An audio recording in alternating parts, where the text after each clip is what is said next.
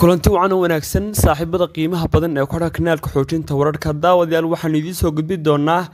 wararkii ugu dambeeyay oo runtii shaacinaya in runtii diyadii iyo sidoo kale wada hadalkii laga galay shilkii uu dhammaan galay Sharmabo iyo sidoo kale xariga uu ku xidhan yahay Puntland oo runtii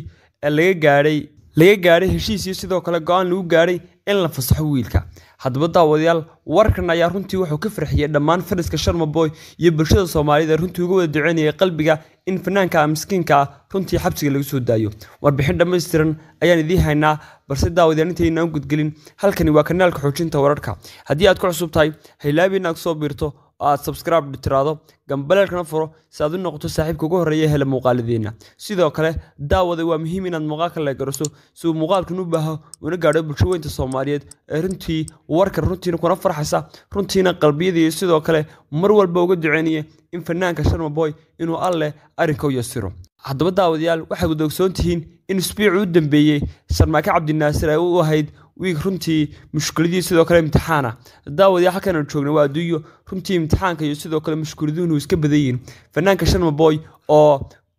toddobaadkii u dambeeyay dhexda baalanaya runtii khilaaf iyo sidoo kale muran runtii kala dhaxeeyay dad social media magac ku leh haddaba daawadayaal taas waxay sababtay fanaanka Sharmabo runtii u socdaalay Puntland runtiina isaga iyo fanaanin badan oo ku weeraray safarkiisa runtii ay halkaas ku galaan shil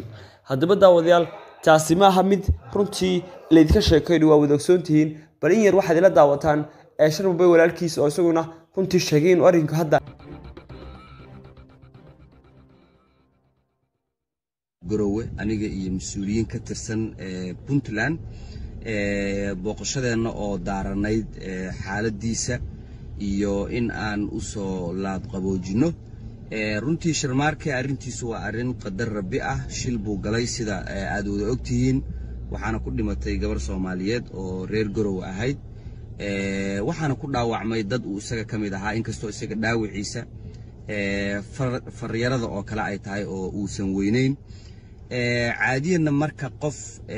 shil uu galo oo isaga gaariga uu waday hadii dhimasho ay ka dhacdo waa wax caadi ah in qofkaas meel amaana lagu sii hayo inta labada dhinac ama labada reer ay ka heshiinayaan hadii aan u imaado arinta deeq aruurinta iyo leeyahay magba la aruurinaya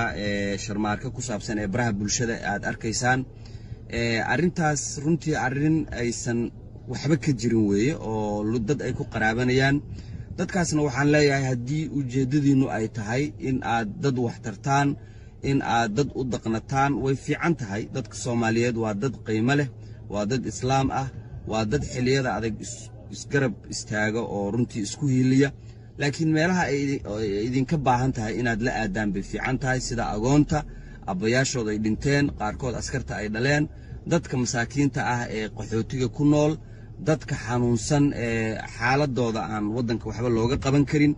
meelahaas runtii ajar adduun iyo aakhiraba aad ka helaysaan inaad la aadaan dadka Soomaaliyeed waxaan rabaa inaan u xaqiijiyo oo aan marka saddexaad ku celiyo aan idin xaqiijinayaa inaysan waxba ka jirin